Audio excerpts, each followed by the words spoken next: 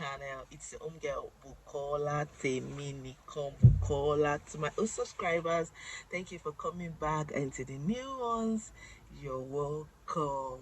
If you are yet to subscribe to this channel, please do subscribe. There is so much to learn from this channel, and if you have been with us for a long time, you will understand that Bukola the Ginger Mama is here. And please, I have a Telegram group where you can always ask questions in the group. So many people are there to respond to your questions. Please join the Telegram group if you have any question concerning relocating to UK and the like. Please join the Telegram group, and also please don't skip the advert on this channel. That is where I can actually make something out of the YouTube. Please don't skip the advert. So today I will be talking about what's next after schooling in the UK. Yes, thank you for the congratulatory message. Yes, I have finished school. MS is over. We came in September last year, and here we are done. What's next? What is the next thing to do? I would also be sharing some of the mistakes I made as an international student, which I would like you guys to make the same mistake. I think I should start with the mistake, then we'll move on. One of the mistakes I made was not applying for job early. I was not applying for job early. All my mind was just, let's finish school. By the end, as we are getting to the end, I will start applying, which was not nice in quotes for me. And I got pregnant, by the way. That was not part of the journey, that was not planned. But as the pregnancy came in, a lot of things was put on hold, so I was not applying, which shouldn't be. If you are planning to come to the UK for this next September, or you're already in the UK presently, I advise you to start applying for jobs, because most jobs will take like 4 or 5 months for their recruitment process, and you want to wait till the end of your September where you finish school before you start applying. It won't be a nice one, because you'll now be on, there'll be a lot of pressure on you. You'll be thinking your visa will be expiring like 4 months after. Like me, my visa is going to be expiring January next year, and I have to choose an option now. So that one of the mistakes I made was not applying early. If I had applied early, I might have gotten something that will sponsor me. I need to get a job that sponsors me in my field. That is one. That's one of the mistakes I made. Then another mistake I made was not networking very well. I think I didn't network very well. I didn't make use of the opportunity that was given to us in school to network with all the career fairs they're having in school. I was not always going because I had children and there was nowhere to put them, and that's not an excuse, but I would advise, go for those career fairs, interact with your lecturers, find time to interact with the lecturers to really help you, ask questions so that they can put you through. Go to your student hub. Those are the mistakes I made. I only go to class once a week.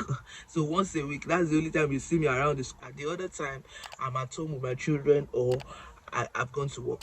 So I didn't network very well. So try and network very well. So after school now, the next thing we are meant to do is to get a job that sponsors us for a tier 2 visa. That's the skilled worker visa. But there are a lot of options. Thank God we even have a lot of options now compared to those people that came to UK so many years ago. Many of them did not have the options we have now. If you finish schooling and you don't get a job, you go home, you go back to your own country. But thank God things have changed. We are not going back home by God's grace. We are not going back home. So there are different type of options. One of the options is to get a skilled worker visa, sponsorship visa. If you didn't get that, if you've been in healthcare routes all this while, maybe while you're doing your students, while you're doing your classes, you've been working as an healthcare assistant. It's a nice one. You can venture into it. You can think of going for healthcare assistant as sponsorship, because that's the easiest one to get, but it's a long time thing. It's a decision you have to make now. If you've entered the care or healthcare system, you have to continue for it. You have to continue in it for 5 years, but that is the easiest way. Another way is to get your postgraduate work visa. That's the PSW. That's the graduate visa. That one is easier if you did not break any rule. if you are sure you did not work more than 20 hours, if you are sure you attended all your classes without issues, if you pass your courses without any issue, you can apply for the postgraduate work visa. That is 2 years if you're having BSc or MSc, and that is 3 years if you're having PhD. If you finish your PhD, it doesn't count towards settlement for the 5 years route to get your ILR, definitely leave to remain, but it counts towards the 10 years route. So you can decide to, okay, get this 2 years postgraduate, let her get a job that will sponsor you for 5 years. You can decide to go back for another master's, or you go back for PhD. But remember that you can only collect the postgraduate work visa once. After that once, you can't collect it again. You can't collect it again, but it's just a way to buy it. There are some other visa you can actually venture into. There's another one called the scale-up visa. You get any job that will sponsor you for at least for the first 6 months. After the first 6 months, you can decide to start a job on your own. That's like scale-up visa. You can start to be an entrepreneur yourself, and mostly tech guys do that because they won't like to work with anybody. They would like to work with us. Then there's another type of visa you can apply for. That's the global talent visa. You can check this out if you are in the tech field and you think you are qualified for this. You can apply for it. These are the options we have, although the good part is that we have the option of postgraduate visa. That postgraduate visa, that 2 years, you can decide to be looking for a job in my field. Even though they are not sponsoring yet, I will apply and get it first. Although I used to be of a norm that no, post-study visa is a no because it's expensive and it's not going towards settlement road. But if you don't want to go through care, because care is not really easy. If you can't, go through it. But if you can't, go for your post-study. The 2 years after, then you get a sponsorship job, but just you are buying time and you get experience. UK experience is there. A lot of people I know are already in the care visa already, while some are already taking their postgraduate visa. So weigh your options, talk to your spouse. The option that is good for you, please go for it. The earlier you apply, the better for you, because most job now, if you are getting a job that is not sponsoring you, they will ask you that, do you have a right to work? And most of us, our right to work stops in January. So the earlier the better. I know a lot of controversies are already on this. I even did a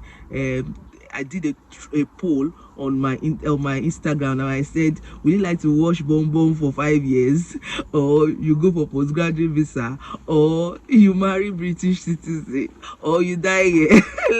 So many people said they will watch Bomb for 5 years. I'm not only watching Bomb, you can even do support work that you don't need to watch Bomb. Some of them can do most of these things themselves. You just be there to help them and assist them and support them for 5 years. It's not a bad one, but because many people didn't have these options. We are lucky that we could have options of post-study, we could have options of healthcare routes. So we are lucky. Thank God for UK for us. So think about it. Think of the best option for you and your family and go for it. Before you know it, time will wait for nobody. 1 year, I started last year and we are done with MSc.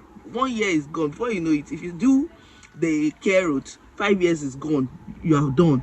You get your ILR. If you do the postgraduate, 2 years is gone. And even before the 2 years, you can even get the sponsorship job in your field.